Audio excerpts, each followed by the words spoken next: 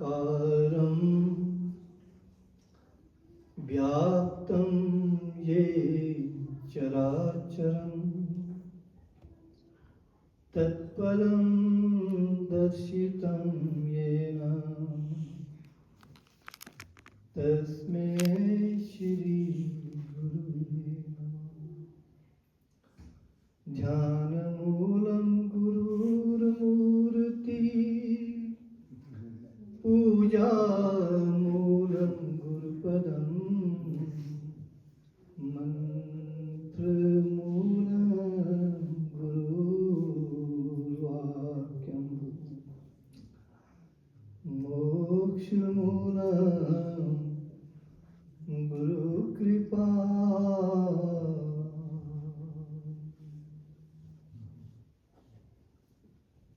मोक्षमूलं गुरुकृपा।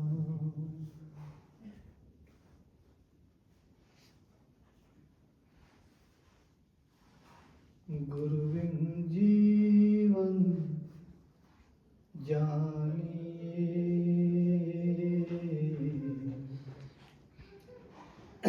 चिंता का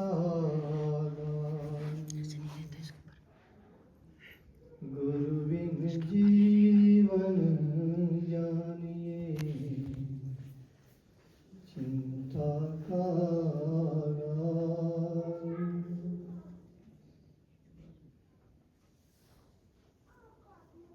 जन्म जन्म के दुष्कर्म जन को करे खवार। श्री प्रभु राम लाल की श्री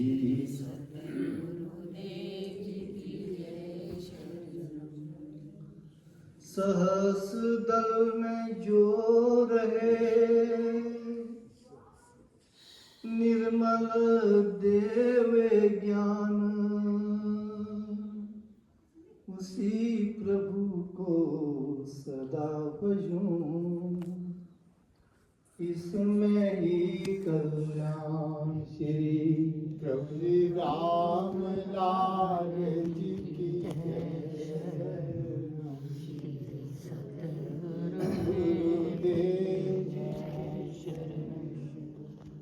सहस्त्र दल में जो रहे निर्मल देव ज्ञान,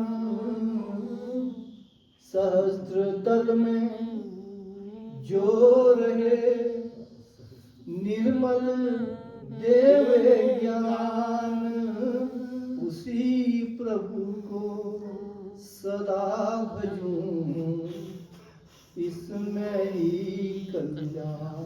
श्री प्रभु राम लाल की जय शरणम।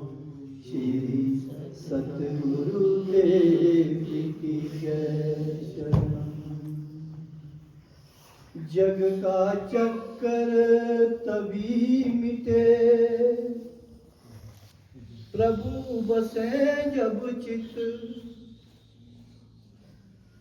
जग का चक्कर तभी मिटे प्रभु बसे जब चित, प्रभु कृपा से हिमी भये और न किसी निमित्त। श्री प्रभु राम लाल की जय शरण।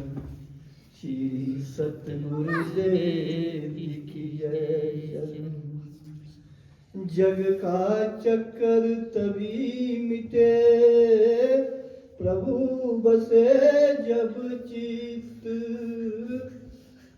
प्रभु कृपा से इमी भये और न किसी निमित्त। प्रभु राम लाल की जय शरण। श्री सतगुरु देव की जय शरण। करुणा सागर श्री प्रभु जी के भक्ति स्वरूप बंधुओं के चरणों में लाख लाख नमन।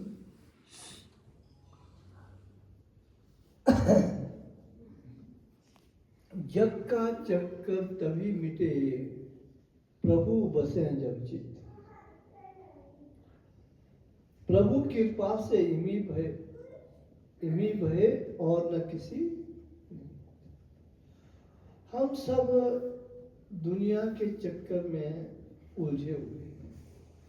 संसार में जब आ जाते हैं तो जग का चक्कर चलता रहता है। गुरुदेव फरमा रहे हैं कि जग का चक्कर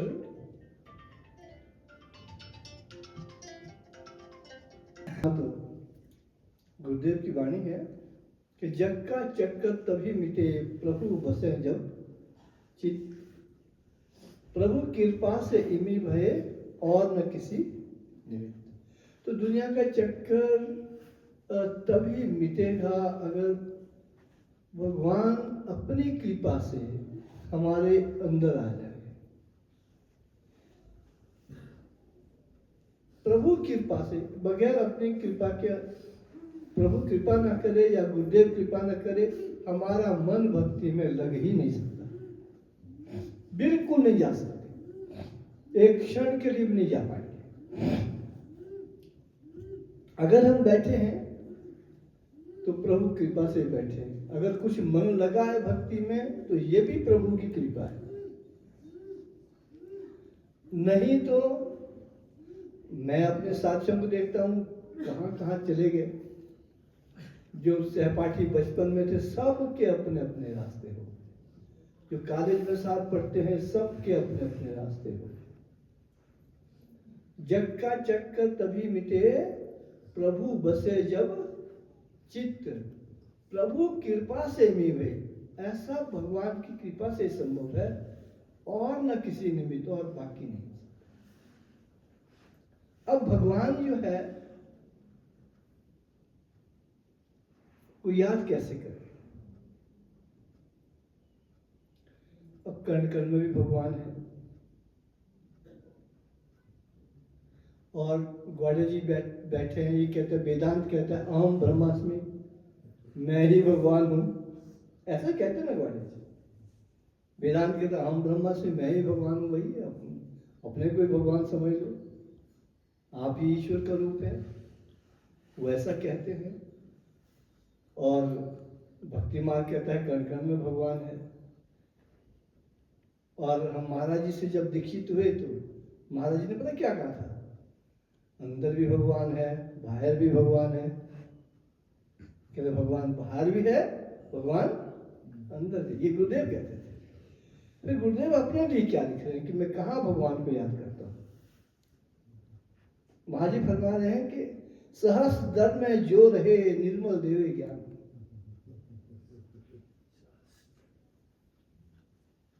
सहस्त्र मतलब सहस्त्रार।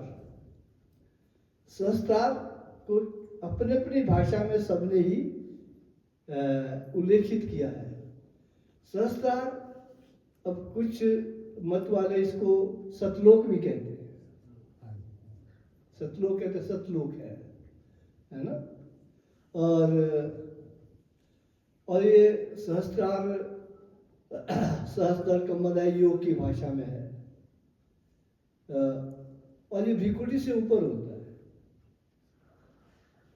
भिकुटी में ध्यान उससे ऊपर होता है। कई बार मतांतर वाले जिन्हें पता नहीं कि योग क्या है, वो कहते हैं आपका योग तो नीचे से शुरू होता है। तो योग एक सागर है। ये गुरु कहते हैं आपको कि कहां से शुरू करना है जब गुरु के पास जाते हैं। एक बार एक बहुत बड़े विद्वान भी कहो, विद्वान भी थे, नेता भी थे, योगाभ्यासी भी थे, वो तो मुझसे मिले तो मुझे कहने लगे कि यार आप भी गुरु के पास से। मैंने कहा हाँ जी। तो आप तो संत बन गए। मैंने कहा हाँ जी, संत बने नहीं है पता नहीं, पर तुम्हारा तो यही होता है कि ये सिखाते हैं गुरु लोग के अगर कोई एक थप्पड़ मार दे तो दूसरा गाल कर दो। बोला यही है, आप विरोध तो करते नहीं किसी का। मैं कहा ऐसा नहीं है जी, ये तो आप किस गुरु के पास है, आपको क्या सिखाया उन्होंने, वो शिष्य वैसा करता है। अब अर्जुन भगवान कृष्ण के पास थे, उनको तो ऐसा नहीं सिखाया। मगर या तो आपने इतिहास नहीं पढ़ा अपना, या पूरी तरह से आप जानते नहीं हैं। द्रोणाचार्य को क्या सिखाया गया और द्रोणाचार्य ने क्या सीखा? उन्होंने तो नहीं सीखा कि एक गाल इधर कर दूसरा कर। ये भारत की संस्कृति है। ये देखा जाता है कि गुरु ने किस कार्यों के लिए किस शिष्य को त्याग किया। वैसे योग है, योग में भी सतगुरु बताते हैं कि आपने ध्यान कहाँ करना है। अब कईयों का मत बताने, आप तो योग तो बड़ा नीचे है, हम तो थोड़े और ऊपर हैं, हम तो यहाँ से करते, ना कोई नीचे है ना कोई ऊपर है। ये एक ध्यान की विधि है। आपने कहाँ से आरंभ करना है? योग में षट चक्कर हैं और भृकुटी से ऊपर भी एक चक्कर है जिसको सहस्त्रदल कमल कहते हैं। उसको गुरु का प्रदेश कहते हैं, जहां सतगुरु रहते हैं। तो महाराज जी अपने लिए फरमा रहे हैं, क्या कह रहे हैं? सहस्त्र दल में जो रहे निर्मल देवे ज्ञान, कि जो सहस्त्र दल में रहता है और निर्मल ज्ञान देता है, उसी प्रभु को सदा भजो,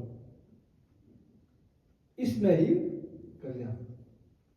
तो वो कि मैं उसको भगवान को रोज भजता हूं, ये निर्भर करता है कि सतगुरु हमको कौन से प्रदेश में और कौन सी जगह में, कौन से चक्कर में, अपने शरीर के अंदर किस स्थान में केंद्रित करते हैं अपनी कृपा से। फिर हम वहां ध्यान लगाकर अपनी भक्ति को बढ़ाते हैं। कई बार कहते हैं कि हर एक अंदर भगवान देखो, वो भी है, कण में भगवान है, अंदर भी है, बाहर भी है, सहस्त्र में भी है, भृकुटी में भी है। लेकिन अब योग अनुभवी योगी से ही हमको उसके बारे में ज्ञान मिलेगा कि आपने ईश्वर की भक्ति कैसे आगे बढ़ानी है। तो इसीलिए अब हम दुआ पढ़ रहे हैं। अब कई बार ये नहीं समझ आता कि ये क्या पढ़ा है। अब सहस्त्र दल का पता नहीं होगा कि कहाँ है, हमारे शरीर के अंदर ही है। और बिल्कुल समझो भृकुटी से ऊपर अपने दशम द्वार के बिल्कुल नीचे एक स्थान है। लगभग ये समझो कि निराकार उधर ही रहते हैं। वहां का ध्यान भी अति उत्तम है। बाकी ध्यान ऐसे नहीं कि उत्तम नहीं है, सभी उत्तम है। कहीं से भी आप जाना चाहें, आप दिल्ली पहुंच ही जाएंगे। आप किसी भी स्थान से चलेंगे, दिल्ली आप पहुंच ही जाएंगे। डोडो पार होते हुए दिल्ली पहुंचेंगे, रामपुर में सतलुज होते हुए दिल्ली पहुंचेंगे, इधर से जाएंगे यमुनानगर होते हुए तो भी दिल्ली पहुंचेंगे। तो सब ये देखते हैं सतगुरु के इसके लिए वहां पहुंचने के लिए कौन सी जगह रास्ता ठीक है, वो हमको गुरु से मिलता है। इसीलिए कहते हैं सतगुरु के पास जाने से राह आसान हो जाती है। ऐसे भगवान मिल जाएंगे, लेकिन गुरु के पास जाने से राह आसान हो जाती है। अब जैसे गुरुदेव के पास, स्वामी मुरारी जी महाराज के पास पहुंचे थे बेजर जी, दो पहुंचे थे, एक कवि नहीं थे, एक कवि थे। पंडित चक्रधारी बेजर पंजाब के कवियों के प्रधान थे। वो भी स्वामी मुलकसाद जी महाराज के पास भक्ति के लिए पहुंचे। और हमारे गुरुदेव जी उस संस्कृत के विद्वान थे, लेकिन कवि नहीं थे, और उनको कवि बनाया स्वामी मुलकसाद जी महाराज। दोनों का ही अलग अलग क्या नाम कहते हैं, अलग अलग प्रतिभा थी। एक के पास काव्य कला की प्रतिभा नहीं थी, एक के पास काव्य कला की प्रतिभा थी। तो दोनों ही स्वामी मूलकनाथ जी महाराज के पास पहुंचे और दोनों ने ही अपनी अपनी तरह के प्रश्न किए थे। अब बेजर जी ने तो कहा कि भाई मेरा मन जो है आप भगवान से लगा दो, वो तो गुरु जी ने भी कहा। तो उनको एक सेवा दी कि आप कवि हैं, आप लिखें। तो उन्होंने बड़ा सुंदर एक प्रसंग लिखा था कि स्वामी मूलकनाथ जी महाराज ने उनसे लिखवाया था कि आप जो है, जो ब्रह्मा ने भगवान कृष्ण को आजमाने की कोशिश की थी उसके बारे में लिखो। तो बालकांड में आता है वो। तो बेजर जी ने वहां लिखा था कि एक बार लिखा है कि ब्रह्मा भी ये सोचने लगा कि ये जो कृष्ण है ये तो एक ग्वाला है, और इंद्र, महेश, देवगण, ऋषिगण सब दर्शन के लिए गोकुल जा रहे हैं। लगता है कि इनकी अक्ल में पत्थर पड़ गया है। अरे भाई, एक भगवान को, परमपिता परमेश्वर को ग्वाले बनने की जरूरत है क्या? देखो, जब माया पड़ती है तो उसका पता नहीं लगता। और ब्रह्मा पर भी ये पड़ गई, और वो जो है टेस्ट लेने के लिए तैयार हो गए कि भाई मैं तो ऐसे नहीं मानूंगा। और ब्रह्मा जी ने क्या किया कि चलो हम देखते हैं, ये कोई मायावी लड़का लगता है। उन्होंने ये सोचा कि अपनी कुछ माया से इन सब को जो है भ्रमित कर रहा है।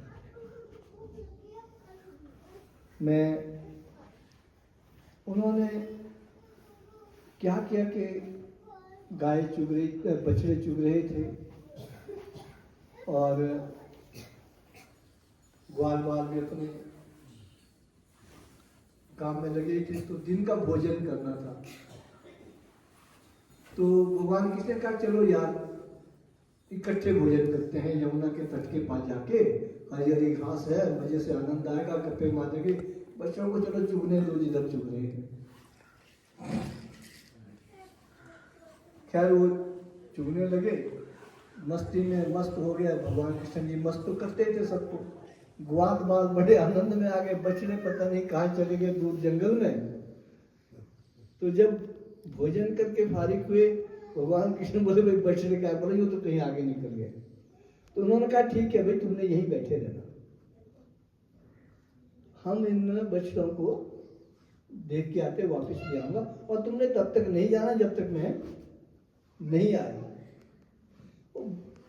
भगवान ब्रह्मा ने क्या किया कि अपनी माया से जो है बछड़े ब्रह्मलोक ले गए, और जो ग्वाले भी थे उनको भी ले गए थे, वो भी ऊपर पहुंचा दिए सब। और वहां जाके ब्रह्मलोक में अपनी मायावी शैया पर उनको अचेत कर दिया। ये जब फिर बताएंगे ये क्या करता है। और लगभग ये हम देखेंगे, फिर इन देवताओं को बताएंगे, ऋषियों को भी बताएंगे, भाई तुमने जो है ना, ये तो एक गंवार बालक था, ये भगवान नहीं है। तो लगभग थोड़े समय के बाद वो वापिस आ गए। पता कितने समय के बाद ब्रह्मा वापिस आए थे? मात्र एक पत्ते में तुम एक छेद कर दो ना पिन से, तो इतने में वो ऊपर चल गए, इतने में ब्रह्मा वापिस आए। लेकिन ब्रह्मा का उतना समय 1 साल के बराबर था।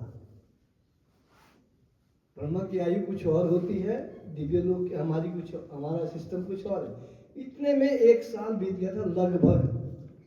1 साल के बाद ब्रह्मा फिर ब्रह्मलोक से उतरते हैं,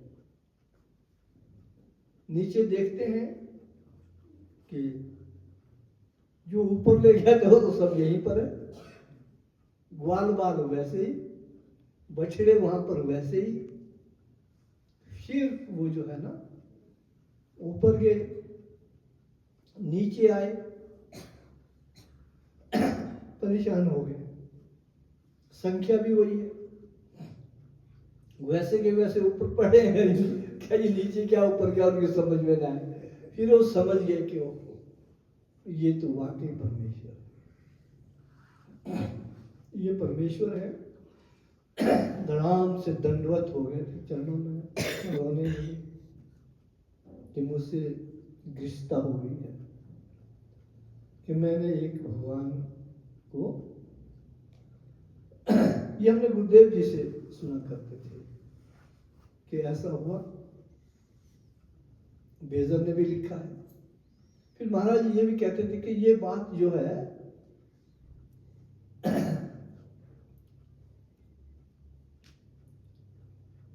प्रभु जी ने ये बात अपने पिता को भी बताई थी,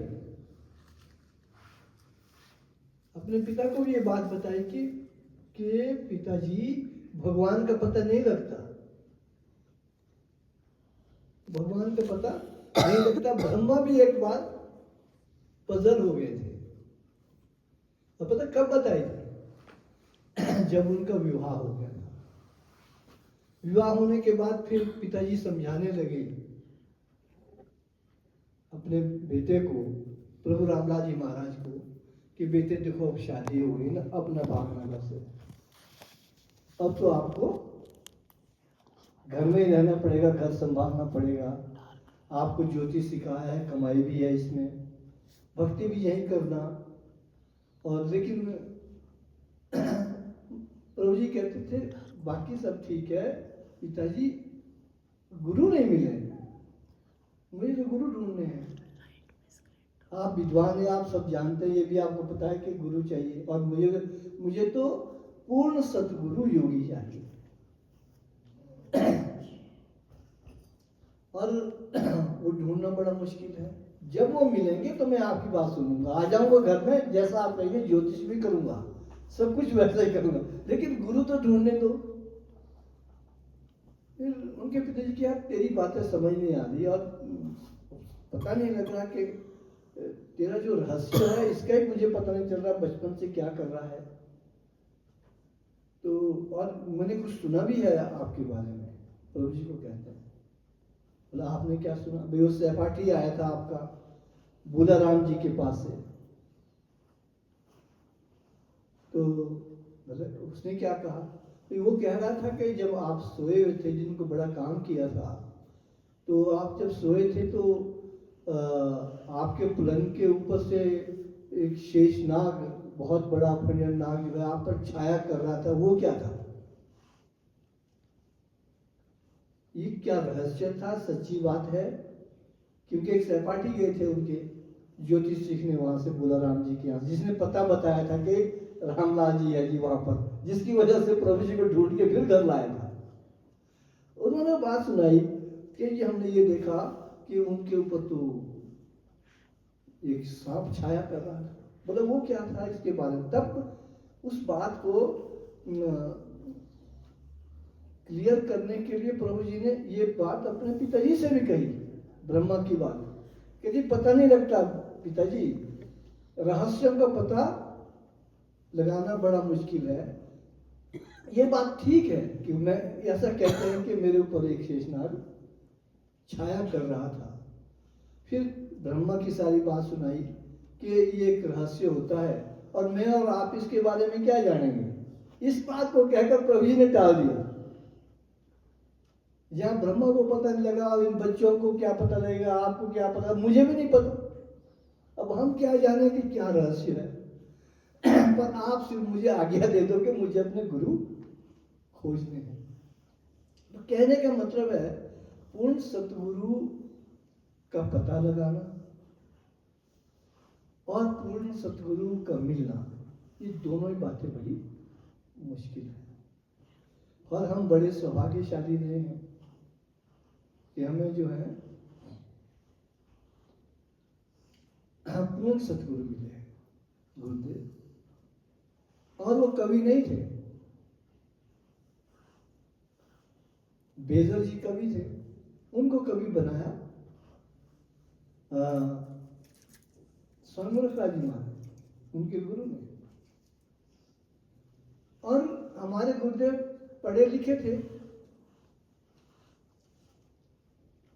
और उनके गुरु बिल्कुल ही पढ़े नहीं थे, लेकिन स्वामी रखराज जी महाराज के बारे में प्रभु जी कहते कि बिन पढ़े ही पाएगा सकल वेद का ज्ञान।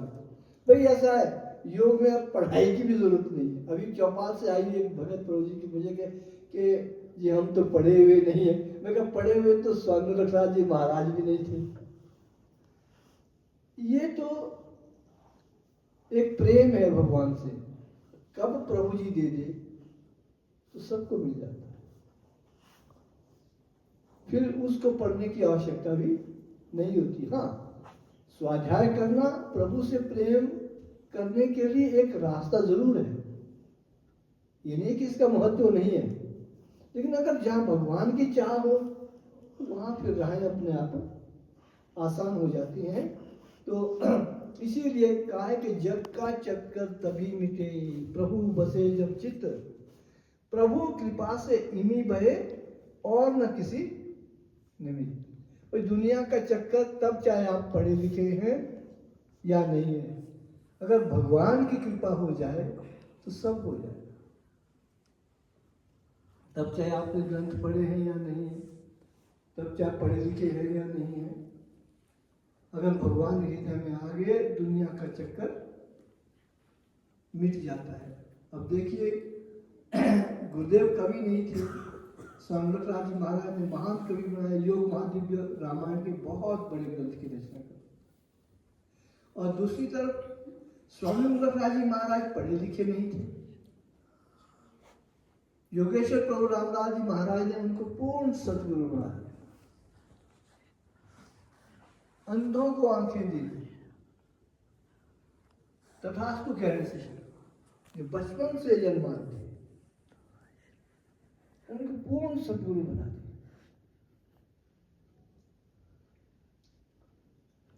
ये सब भगवान की कृपा पर निर्भर करता है। संसार का चक्कर मिट जाता है अगर प्रभु हृदय में बस जाए। जग का चक्कर तभी मिटे प्रभु बसे जब चित्त, प्रभु कृपा से ही मी भय और न किसी निमित्त। इसलिए प्रभु के दरबार में जब भी आए तो बस प्रभु प्रभु प्रभु, तो इनसे अरदास करते।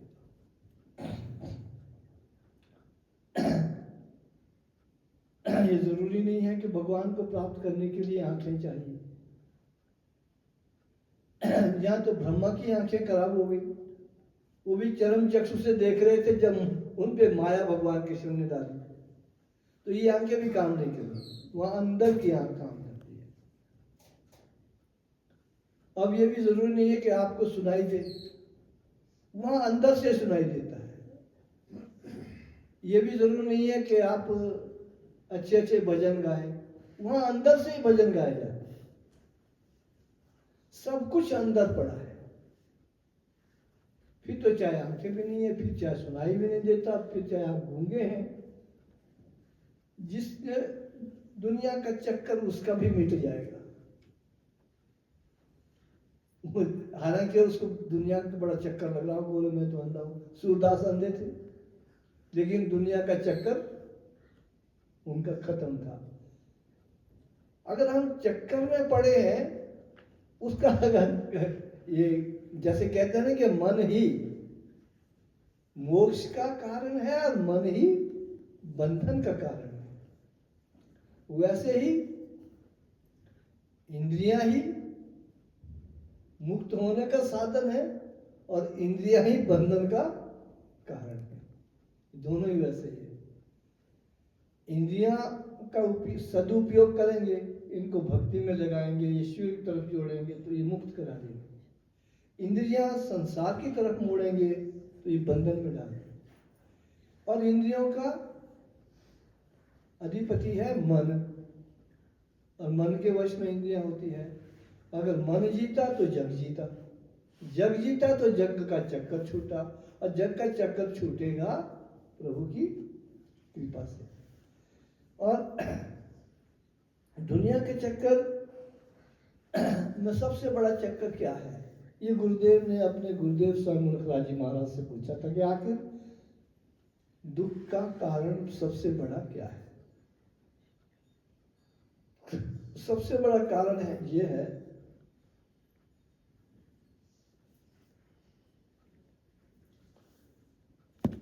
स्वामी मुलकराज जी ने कहा कि सबसे बड़ा कारण ये है कि जीव के दुख का कारण जान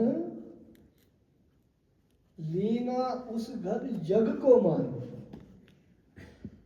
स्वामी मुलकराज जी महाराज गुरुदेव को फरमा रहे थे कि जीव के दुख का कारण जान लीना उस घर जग को मान। कि इस दुनिया को उसने अपना वो स्थायी घर समझ बैठा है, पक्का घर समझ बैठा है। अब हम ये देखें कि जो लोग चले गए हैं, क्या उनका ये घर है? गौर से इस बात को सोच लेना चाहिए। इस बात को हम बहुत कम सोचते हैं, दिन में एक बार भी नहीं सोचते। कभी जाके हफ्ते या 15 दिन में एक आध बार, वो भी थोड़ा सोचते हैं, फिर भूल जाते हैं। जो लोग हमारे साथी थे, बचपन से हमारे साथ रहे, और वो आज नहीं है, क्या उनका ये घर है? अगर नहीं है तो कहां गए हैं?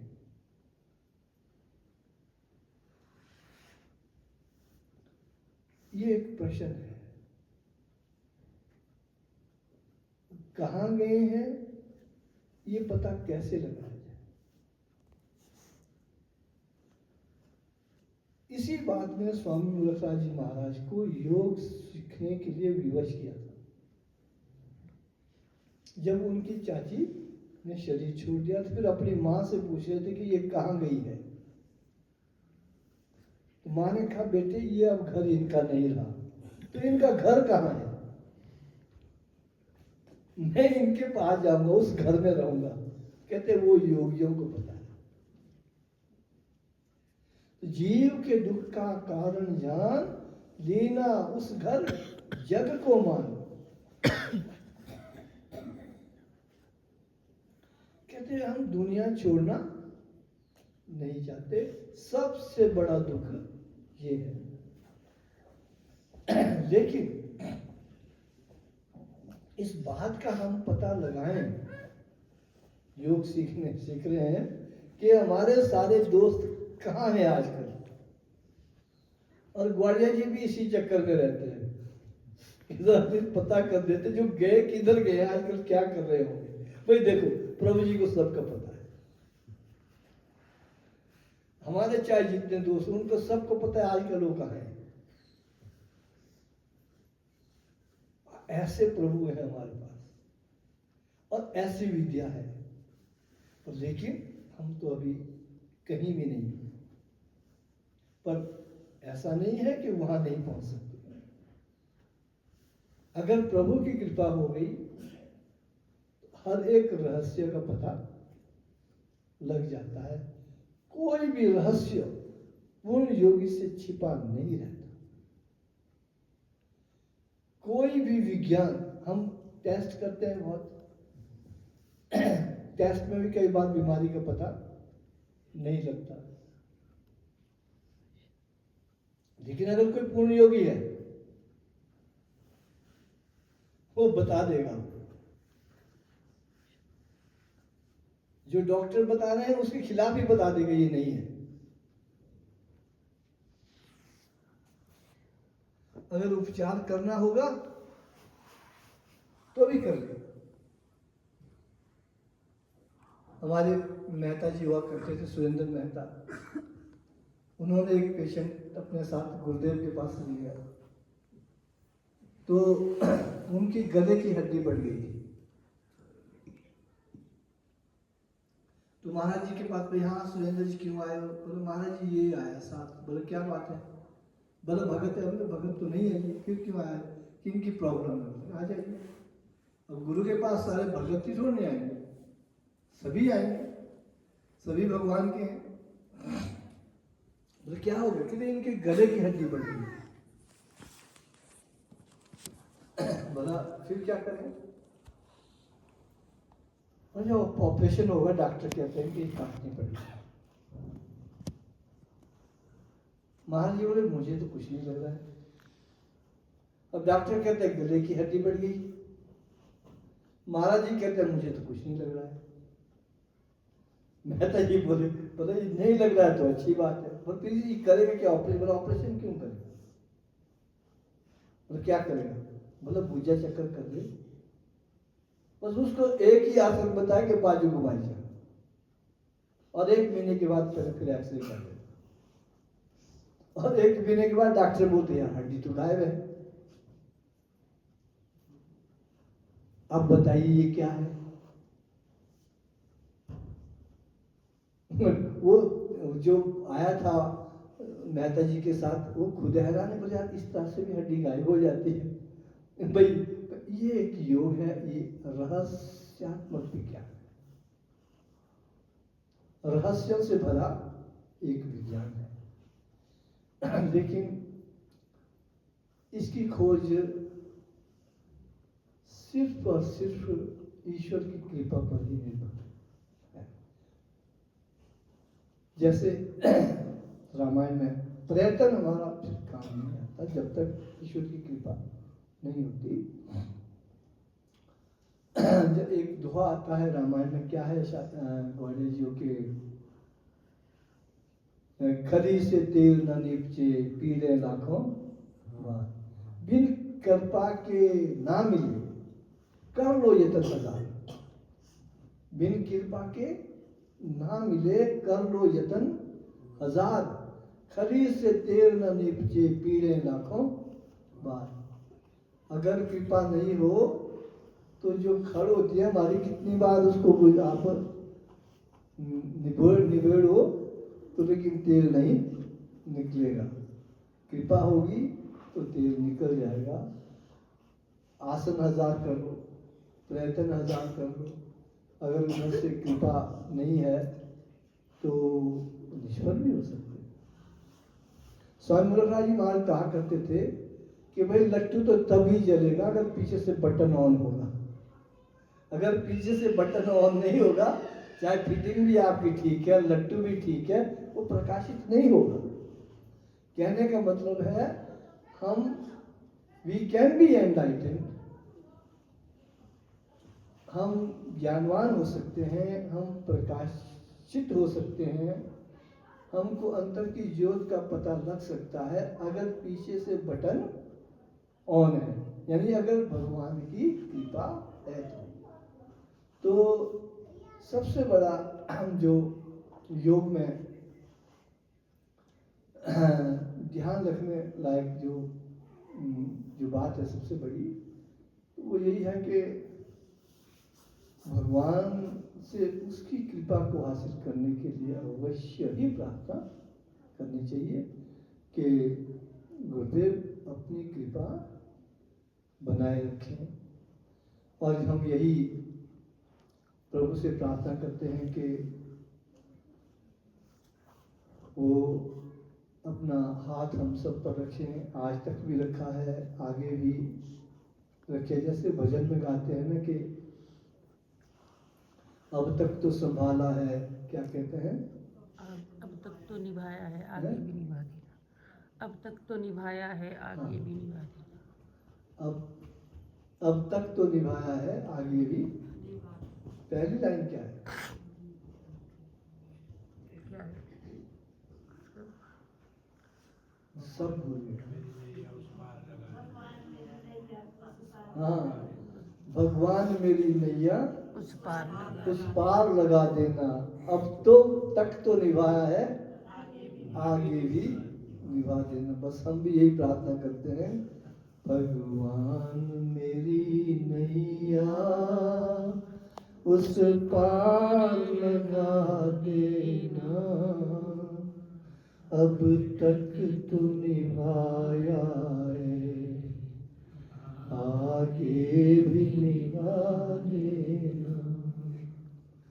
भगवान मेरी नैया उस पार लगा देना, अब तक तो निभाया है, आगे भी निभा देना।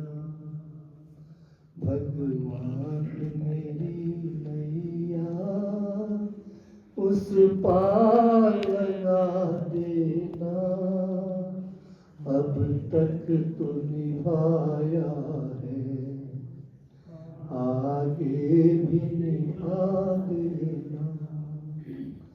भगवान मेरी नैया उस पार लगा देना, अब तक तो निभाया है, आगे भी निभा देना। बोल सच्चिदानंद महाप्रभु श्री राम पूर्ण पावन